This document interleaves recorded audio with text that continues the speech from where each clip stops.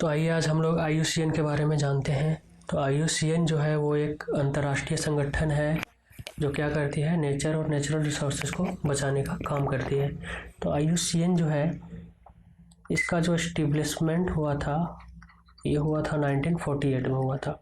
But आजकल exam में date भी पूछ लिया जाता है तो हम लोग याद रखेंगे 5 अक्टूबर 1948 को क्या हुआ था, इसका एस्टेब्लिशमेंट हुआ था। प्लस इसका जो हेड ऑफिस है या फिर हेड क्वार्टर कह सकते हैं वो कहाँ है, एक सिटी है, सिटी का नाम है ग्लैंड और ये पड़ता है स्विट्जरलैंड में। अब देखते हैं कि ये इतना इम्पोर्टेंट क्यों है। तो IUCN जो है इसका फुल फॉर्म तो आप देख ही रहे हैं, international union for conservation of nature and natural resources. ये यूनाइटेड नेशन के अंदर ऑब्जर्वेटरी स्टेटस को रखती है, ऑब्जर्वेटरी स्टेटस को रखती है। प्लस ये जो IUCN संस्था है इसमें मोर देन 1400 गवर्नमेंट की संस्था, गवर्नमेंट और प्लस नॉन गवर्नमेंट संस्थाएं जो है उनसे जुड़ी हुई हैं। साथ में बहुत तरह के NGOs वगैरह भी इनके साथ जुड़ के काम करती हैं। अब चलिए देखते हैं कि IUCN जो है वो क्या क्या काम करती है। तो IUCN का काम हो गया एनालाइज करना, एनालिसिस करना, रिसर्च करना, साथ में एजुकेशन प्रोवाइड करना, एजुकेशन प्रोवाइड करना। तो ये सब चीज़ करेंगे, ये किनके बारे में करेगी, ये करेगी फ्लोरा और फाउना के बारे में। तो फ्लोरा और फाउना, फ्लोरा हो जाता है प्लांट से रिलेटेड, फाउना हो जाता है एनिमल से रिलेटेड। तो एनिमल को कैसे बचाया जाए, प्लांट्स को कैसे बचाया जाए, इन पर काम करती है कौन, IUCN काम करती है। तो IUCN के बारे में इतना चीज़ हम लोगों को पता चल गया है। अब देखते हैं कि IUCN जब कंजर्व करेगी नेचर को, नेचुरल रिसोर्सेज को, तो इसको क्या चाहिए, कुछ ना कुछ तो भाई इसको फंड चाहिए, पैसा चाहिए। तो फंड चाहिए, इसीलिए IUCN जो है वो क्या की, एक और संस्था को बनाई जिसका नाम रखी है वर्ल्ड वाइड फंड। तो world wide fund full form हो गया, तो इसको हम लोग बोलते हैं क्या, शॉर्टकट में WWF। तो अगर एग्जाम पूछा जाए WWF को कौन बनाया, तो IUCN ने बनाया। अब जब इसके पास फंड इकट्ठा हो गया तो अब फंड जब खर्च होगा और सही से काम हो रहा है कि नहीं हो रहा है उसको मॉनिटर करने के लिए भी एक और संस्था बनाएगी। तो उसके लिए ये बनाई एक मॉनिटरिंग सेंटर बनाई, लेकिन मॉनिटरिंग सेंटर का इतना सिंपल नाम तो होगा नहीं, तो इसका नाम क्या रखा गया, वर्ल्ड कंजर्वेशन मॉनिटरिंग सेंटर। इसको शॉर्टकट में हम लोग ये भी बोल सकते हैं WCMC। तो इतना सब बातें हम लोगों को ध्यान में रखना है फ्यूचर के एग्जाम के लिए। चलिए अब आगे बढ़ते हैं। अब देखते हैं कि इंडिया और IUCN के बीच में क्या रिलेशन है।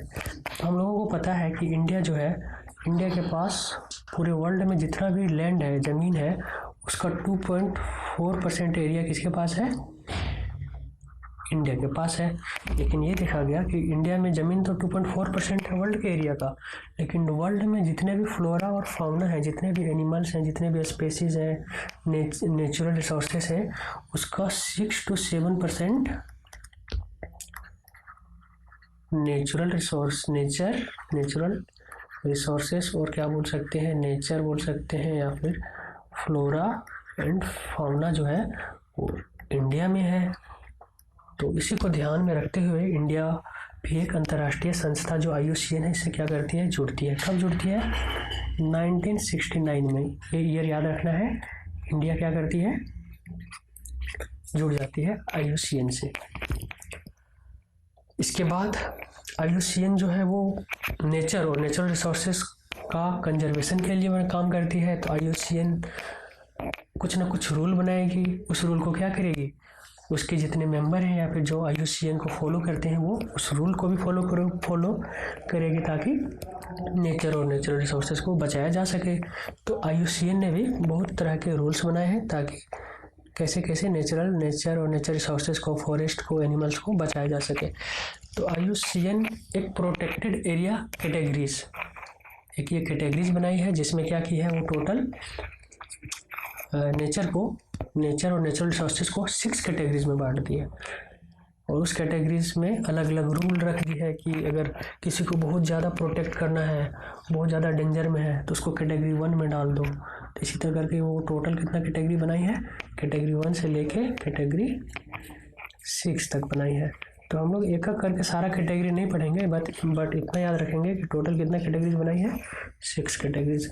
और जो लेवल ऑफ रेस्ट्रिक्शन है, मतलब जो भी कुछ नेचुरल रिसोर्सेज या कोई जगह अगर कैटेगरी 1 में शामिल हो गया तो उसमें बहुत ज़्यादा रेस्ट्रिक्शन रहेगा कि वहाँ पर कोई आम आदमी जा नहीं सकता है, वहाँ पर बस रिसर्च के लिए, एनालिसिस के लिए बस कुछ लोग ही जा सकते हैं, साइंटिस्ट वगैरह। इस तरह के अगर बहुत ज़्यादा रेस्ट्रिक्शन में कुछ एरिया को रखना है तो उसको कैटेगरी 1 में रख देंगे। लेकिन जैसे जैसे रेस्ट्रिक्शन का लेवल कम होते जाएगा हम लोग कैटेगरी नीचे आएंगे। तो नीचे जाने पर क्या होगा, रेस्ट्रिक्शन का लेवल डिक्रीज होगा और कैटेगरी 1 में जो रहेगा वो क्या होगा, बहुत ही ज़्यादा गो डाउन, बहुत ही ज़्यादा रेस्ट्रिक्टेड रहेगा, वो कैटेगरी 1 में रहेगा। तो इस तरह का वो रूल बना दी। और रूल बनाने के बाद ये बोल दिया गया कि जितने भी कंट्रीज हैं जो IUCN से जुड़े हुए हैं वो इस रूल को फॉलो करें और इसी के अनुसार अपने यहाँ के नेचर और नेचुरल रिसोर्सेज को, जानवर को, फ्लोरा एंड फाउना को, प्लांट्स को बचाना है।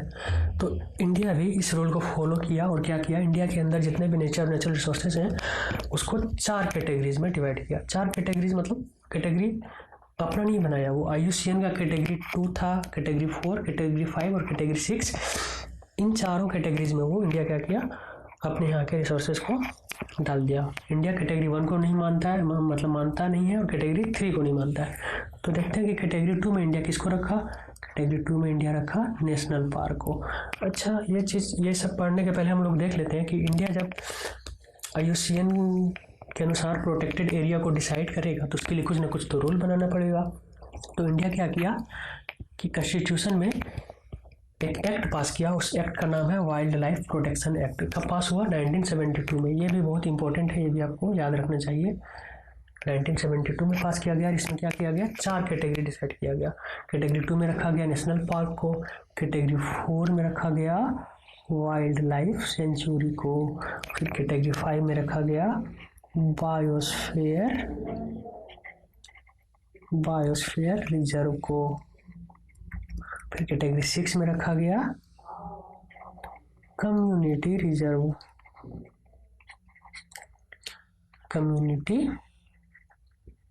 को रखा गया। कैटेगरी 5 में एक और चीज को रखा गया है, उसका नाम है कंजर्वेशन रिजर्व। अभी मैं इन सब के बारे में डिटेल में वीडियो नहीं बना रहा हूँ। अगर आप लोगों को ज़रूरत लगी तो आप कमेंट में बताइएगा, सबको डिफ्रेंशिएट करके हम आपको डिटेल में वीडियो बनाएंगे। तो नेशनल पार्क में क्या होगा, सबसे ज़्यादा रेस्ट्रिक्शन होगा। फिर जैसे जैसे हम लोग नीचे जाएंगे तो रेस्ट्रिक्शन का लेवल क्या होगा, कम होते जाएगा। नेशनल पार्क का जो बाउंड्री भी होता है कि कहाँ तक नेशनल पार्क है, वो बाउंड्री भी फिक्स होता है। यहाँ पर एंट्री भी रेस्ट्रिक्टेड रहता है। फिर लेकिन जैसे जैसे हम लोग नीचे जाएंगे रेस्ट्रिक्शन का लेवल घटते जाएगा। जैसे कम्युनिटी रिजर्व में कम्युनिटी भी रहते हैं, मतलब वहाँ पे कुछ जनसंख्या रहता है, आदमी लोग भी रहते हैं वहाँ पे अंदर। नेशनल पार्क वगैरह भी हो कुछ दूरी में रहता है। तो जैसे जैसे नीचे जाएंगे रेस्ट्रिक्शन घटता जाएगा। तो हम लोग देखते हैं कि कुछ अलग से भी बनाया जाता है, जैसे टाइगर रिजर्व बनाया गया, एलिफेंट रिजर्व बनाया गया, कुछ पक्षी वगैरह है उसके लिए रिजर्व बनाया गया, या डियर रिजर्व बनाया गया। तो वो सब रिजर्व को हम लोग कैटेगरी 2 या कैटेगरी 4 दोनों में से कहीं भी नहीं रख सकते, मतलब वो पहले से डिसाइडेड रहता है। जैसे अगर देखते हैं कि कोई टाइगर रिजर्व है, और ज़्यादातर ये देखा गया है कि जो टाइगर रिजर्व होता है वो नेशनल पार्क के अंदर रहता है। तो टाइगर रिजर्व को हम लोग कहाँ रख देंगे, नेशनल पार्क के अंदर रख देंगे। लेकिन कुछ ऐसे भी जानवर होते हैं जो मतलब बहुत ज़्यादा आम जनता के लिए डरावना नहीं होते, और उनको कभी कभी वाइल्ड लाइफ सेंचुरी के अंदर भी रख लिया जाता है। तो कुछ रिजर्व जो स्पेशल स्पेसीज के रिजर्व हो जाएंगे वो कैटेगरी 4 के अंदर भी आ सकते हैं। तो ये 4 कैटेगरीज को हम लोगों को याद रखना है, भूलना नहीं है। इसके बाद हम लोग एक पॉइंट यहाँ पे और नोट करेंगे कि इंडिया में जो टोटल लैंड का 5.59% एरिया है, ये एरिया प्रोटेक्टेड एरिया नेटवर्क के अंदर आ जाता है। मतलब जितना भी लैंड एरिया है उसमें से सरकार प्रोटेक्टेड एरिया नेटवर्क के अंदर 5.5% एरिया आ जाती है लगभग 5.5% के आसपास। और ये जो डेटा है वो फॉरेस्ट सर्वे 2021 के अनुसार लिया गया है, फॉरेस्ट सर्वे। आगे चला गया, पीछे चलते हैं। तो इसमें ये पॉइंट भी याद रखना है, ये आपको इंटरव्यू वगैरह में काम दे सकता है। प्लस इसमें ये भी देखा गया है कि जो वाइल्ड लाइफ सेंचुरी का जो एरिया है वो नेशनल पार्क के एरिया से ज़्यादा है। मतलब अगर ये पूछा जाए कि इंडिया में वाइल्ड लाइफ सेंचुरीज़ का एरिया ज़्यादा है या नेशनल पार्क का, तो आपको ये बात याद रखना है कि वाइल्ड लाइफ सेंचुरीज़ का जो एरिया है वो ज़्यादा है, ये लगभग 3.5% के आसपास है, और ये लगभग 1.7% के आसपास। ये डेटा याद नहीं रखना है, बस इसको ऐसे ही बता दे रहे हैं कि वाइल्ड लाइफ एरिया जो है वो ज़्यादा एरिया को कंस्टिट्यूट करती है नेशनल पार्क के तुलना में। चलिए आगे देखते हैं। यह हो गया हमारा नेचर को कैसे बचाना है उसके लिए। अब जो IUCN है वो IUCN एक रेड लिस्ट भी तैयार करती है, जिसको हम लोग कभी कभी बोल देते हैं रेड डेटा बुक या रेड डेटा लिस्ट। तो ये लिस्ट ऐसा लिस्ट होता है, इसमें ये होता है कि जो जो जानवर, जो जो एनिमल्स इंडेंजर्ड हो जाते हैं, जो थ्रेटेंड है, मतलब उन पर खतरा मंडरा रहा है, वो आगे फ्यूचर में जाके ख़त्म हो सकते हैं, उन सबको भी बचाने के लिए IUCN एक रेड लिस्ट जारी करती है कि इस जानवर पर ज़्यादा खतरा है। तो ये रेड लिस्ट जारी करने का जो कॉन्सेप्ट है, ये सबसे पहले ये बनाया गया 1964 में, इसका स्थापना हुआ। उसके बाद से ये रेड लिस्ट जारी कर रहा है IUCN। तो IUCN जो है वो टोटल जो रेड लिस्ट का जो कैटेगरीज बनाया है, ये टोटल 9 ग्रुप में डिवाइड किया है। अब कोई जानवर को कैसे किस लिस्ट में शामिल किया जाए, इसके लिए भी ये कुछ ना कुछ रूल बनाई है। तो वो रूल में कुछ पॉइंट्स पर नज़र रखा जाता है। जैसे किसी एनिमल का जनसंख्या अगर कितना जल्दी डिक्लाइन हो रहा है, या फिर कोई ज्योग्राफिकल एरिया है वहाँ पर किसी एनिमल का जनसंख्या लगातार डिक्रीज कर रहा है, या फिर कहीं पे ज़्यादा हंटिंग होने के कारण कोई जानवर बहुत जल्दी ख़त्म होने लग रहा है, तो इस तरह जहाँ देखा जाता है तो उसको अलग अलग थ्रेटेंड खतरा के अनुसार पर उसको अलग अलग कैटेगरीज में डिवाइड किया जाता है। तो ये 9 जो ग्रुप है, 9 जो कैटेगरीज है, ये कैटेगरीज को हम लोग को याद रखना है। तो पहला कैटेगरीज है EX का मतलब हो जाता है एक्सटिंक्ट, मतलब ऐसे जानवर जो एक्सटिंक्ट हो गए हैं, मतलब जो विलुप्त हो गए हैं, उनको इस कैटेगरीज में रखा जाता है। तो बहुत सारे जानवर हम लोग जिनका अभी नाम सुनते हैं लेकिन वो अभी प्रेजेंट नहीं है, जैसे डायनासोर हो गए, इस तरह के जानवर को एक्सटिंक्ट बोलते हैं। फिर इसी तरह का एक दूसरा कैटेगरीज है EW का मतलब हो जाएगा एक्सटिंक्ट इन वाइल्ड, मतलब वो जंगल में विलुप्त हो चुके हैं। अगर वो पाए भी जा रहे हैं तो उनको आर्टिफिशियली पिंजरा वगैरह में बंद करके रखा जा रहा है, तो उनको एक्सटेंड इन वाइल्ड बोल देंगे। इसके बाद का कैटेगरीज आ जाता है, ये जो 3 कैटेगरीज है, ये 3 कैटेगरीज, एक हो जाता है क्रिटिकली इंडेंजर्ड, एक हो जाएगा आपका इंडेंजर्ड, और एक हो जाएगा वल्नरेबल। वल्नरेबल का VU हो जाएगा। तो क्रिटिकली इंडेंजर्ड हो जाएगा, मतलब जैसे जैसे हम लोग इधर बढ़ते जा रहे हैं लेफ्ट टू राइट, तो इन पर जो खतरा क्या हो रहा है, थोड़ा थोड़ा कम होते जा रहा है। मतलब एक्सटेंट तो एकदम ख़त्म हो गए, एक्सटेंट इन वाइल्ड है, मतलब थोड़े बहुत बचे हैं, वो भी मतलब आर्टिफिशियली बचाया गया है। क्रिटिकली इंडेंजर्ड मतलब वो बहुत ज़्यादा खतरे में है, मतलब एक्सटेंट इन वाइल्ड होने के कगार पर हैं। इंडेंजर्ड मतलब उनकी भी जनसंख्या पर खतरा है। वल्नरेबल मतलब इन पर भी खतरा है। इनके बाद आ जाता है नियर थ्रेटेंड, एंटी मतलब नियर थ्रेटेंड। इसके बाद आपका आ जाएगा लिस्ट कंसर्न्ड, इसके बाद आ जाएगा डेटा डेफिशिएंट बोलते हैं इनको, और एक आ जाता है नॉट इवेलुएटेड एट, मतलब अभी तक इस पर डेटा का रिसर्च नहीं किया गया है क्योंकि इस पर अभी खतरा उतना देखा नहीं गया है। इसके बाद का कैटेगरी DD हो गया, मतलब डेटा उतनी अच्छे से भी डेटा भी फाइनलाइज नहीं हुआ है क्योंकि इन पर भी खतरा बहुत ज़्यादा नहीं है। LC मतलब लिस्ट कंसर्न, मतलब उन पर खतरा है लेकिन अभी बहुत ज़्यादा खतरा नहीं है, लेकिन फिर भी खतरा देखा जा रहा है। नियर थ्रेटेंड मतलब ये जो 3 कैटेगरीज है, इंडेंजर्ड, वल्नरेबल और क्रिटिकली इंडेंजर्ड, इनको बोलते हैं थ्रेटेंड कैटेगरी, थ्रेटेंड। तो नियर थ्रेटेंड मतलब ये नियर थ्रेटेंड के लगभग पहुंच गया, मतलब इस पर भी खतरा मंडरा रहा है। तो ये जो 3 कैटेगरीज है, ये हमारे एग्जाम के व्यू से बहुत ही ज़्यादा इंपॉर्टेंट हो जाते हैं, क्योंकि इन तीनों को बचाना बहुत ज़रूरी हो जाता है। अगर इनको नहीं बचाया गया तो अगले 20-25 साल के अंदर ये लोग विलुप्त हो जाएंगे, इन कैटेगरी में जो जानवर आएंगे वो। तो आइए इनको थोड़ा डिटेल में देखते हैं। थ्रेटेंड कैटेगरीज में हम लोग देखे थे 3 कैटेगरीज आ जाता है, क्रिटिकली इंडेंजर्ड और वल्नरेबल। तो हम लोग देखते हैं क्रिटिकली इंडेंजर्ड का डेफिनेशन मतलब क्या होता है। तो ये देखा गया है कि जिस भी एनिमल का डिक्लाइन जो है वो लास्ट 10 साल में 90% या उससे ज़्यादा हो गया है, मोर देन 90% हो गया है डिक्लाइन अगर उसका पॉपुलेशन में, तो उसको हम लोग किस में रख देते हैं, क्रिटिकली इंडेंजर्ड में। अगर कोई स्पेसिस का 70% से ज़्यादा डिक्लाइन हो गया लास्ट 10 ईयर में उसके पॉपुलेशन में, तो उसको हम लोग रख देते हैं इंडेंजर्ड में। अगर कोई पॉपुलेशन का 50% से ज़्यादा डिक्लाइन हो गया है लास्ट 10 ईयर में, तो उसको हम लोग वल्नरेबल ग्रुप में रखते हैं। ये हो गया 10 साल के हिसाब से। अगर 3 से 5 साल के हिसाब से देखें तो अगर किसी की जनसंख्या में लगभग ये अप्रोक्सीमेटली डाटा रहता है 25% पॉपुलेशन डिक्रीज हो गया है,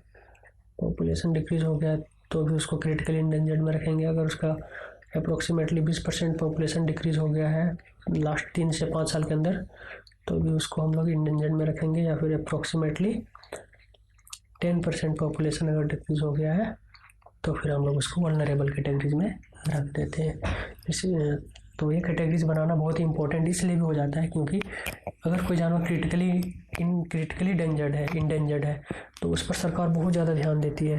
जैसे हम लोग कभी कभी सुनते हैं कि एलिफेंट हो गया, टाइगर हो गया, अब आम जंगलों में दिखाई नहीं देते हैं, तो उनको बचाने के लिए सरकार अलग से टाइगर रिजर्व बनाती है, एलिफेंट रिजर्व बनाती है।